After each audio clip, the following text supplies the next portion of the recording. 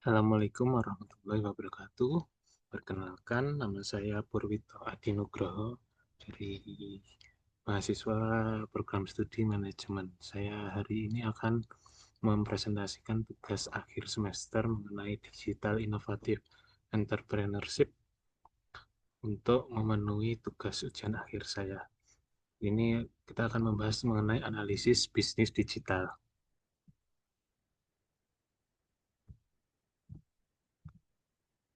Bisnis digital di sini adalah suatu aktivitas bisnis yang memanfaatkan teknologi digital dan media elektronik. Nah, aktivitas bisnis tersebut mulai dari pemasaran, transaksi jual beli, pelayanan pelanggan, hingga distribusi produk atau jasa kepada konsumen yang ini dilakukan dengan memanfaatkan teknologi secara digital dan media elektronik. Nah, ini bedanya kalau tadi bisnis digital, sekarang adalah bisnis konvensional. Nah, bisnis konvensional ini adalah bisnis yang aktivitas bisnisnya itu masih mengandalkan proses fisik, seperti toko offline, kemudian transaksinya dilakukan secara langsung, yaitu antara penjual dan pembeli bertemu bertatap muka, dan kemudian yang interaksi tatap muka antar penjual dan pembeli. Jadi, ini misalnya seperti pasar, seperti tersebut. Pasar tradisional ya. Kemudian ini pada intinya adalah perbedaan utama bisnis digital dan bisnis konvensional adalah pada digital, yaitu bisnis digital itu dapat diakses di mana dan kapan saja. Nah, karena bisnis digital ini berbasisnya dengan internet ya, jadi bisa terhubung dimanapun dan kapanpun selama ada akses internet. Kemudian keunggulannya adalah kalau bisnis digital itu tidak perlu tidak perlu ada toko fisik. Nah, kemudian jangkauan luas karena menggunakan internet seperti tadi yang saya jelaskan. Kemudian untuk bisnis konvensional ini bercirikan itu pertama hanya dapat diakses pada lokasi dan jam tertentu. Kemudian memerlukan tempat usaha atau tempat dia berjualan, terus kemudian menjangkau satu wilayah. Jadi disimpulkan, bisnis digital ini membuat proses bisnis itu menjadi lebih fleksibel, efisien, dan memiliki potensi pasar yang lebih luas.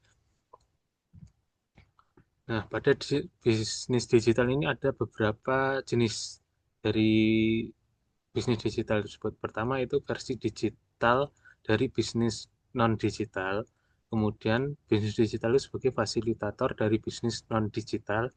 Dan kemudian yang terakhir adalah bisnis digital hybrid.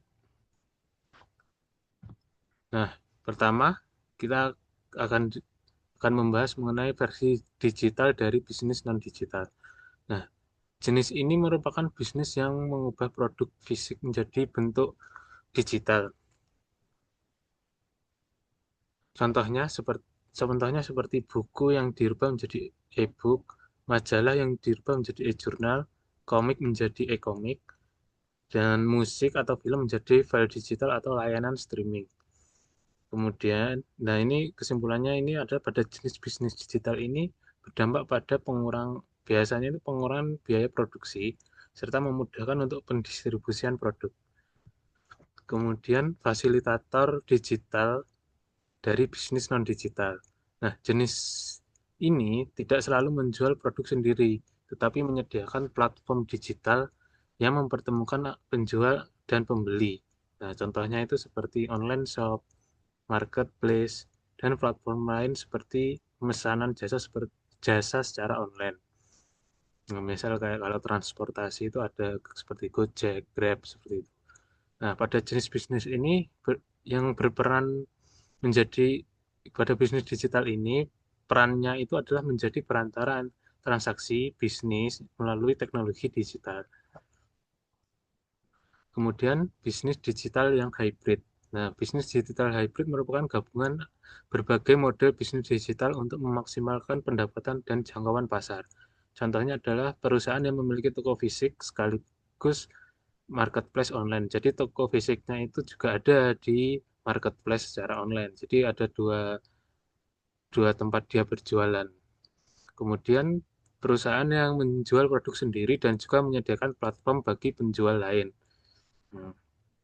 Kemudian Jadi pada jenis bisnis digital ini biasanya lebih kuat karena menggabungkan beberapa sumber pendapatan, yaitu pendapatan dari bisnis konvensional tadi dan juga pendapatan dari bisnis digital. Nah, ini kita akan menginjak tentang studi kasus ini. Ini studi kasus ini kita akan ambil contoh Tokopedia ya.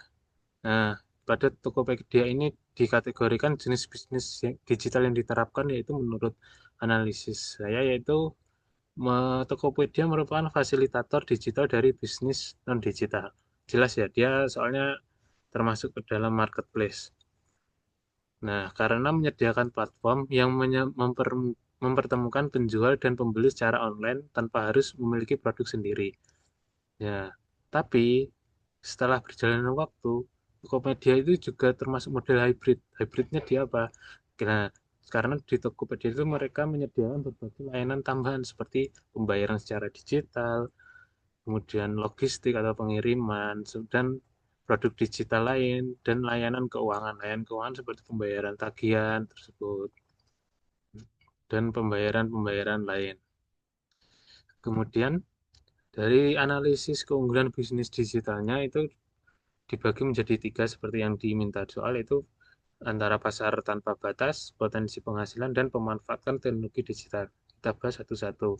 Pada pasar tanpa batas, Tokopedia ini memungkinkan penjual di berbagai daerah menjual produk ke seluruh Indonesia tanpa harus membuka cabang fisik. Nah, konsumen dapat membeli produk kapan saja selama terhubung internet. Nah, jadi hal ini sesuai dengan konsep bisnis digital yang memiliki pasar tanpa batasan geografis dan waktu. Nah, kemudian potensi penghasilan. Tokopedia ini dengan jutaan pengguna, transaksi dapat terjadi setiap saat. Penjual tidak dibatasi oleh kapasitas toko fisik, sehingga potensi penghasilan menjadi jauh lebih besar.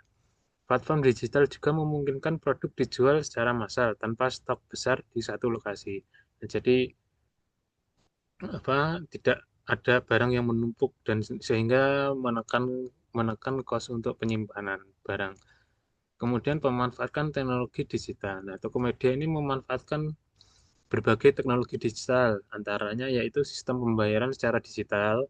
Nah, analisis data konsumen. Jadi konsumen itu dari datanya bisa dianalisis baik itu mulai dari umur, pekerjaan, penghasilan, dan apa yang sering dibeli, apa yang mau dibeli tersebut. Kemudian rekomendasi produk otomatis. Nah, rekomendasi produk otomatis ini biasanya untuk Tokopedia ini dia bekerja sama untuk mendapatkan cache atau cookies dari browser. Jadi ketika pengguna ini browsing mau cari apa, itu otomatis ketika buka Tokopedia itu direkomendasikan barang-barang yang dicari. Kemudian sistem logistik digital dan aplikasi mobile dan website.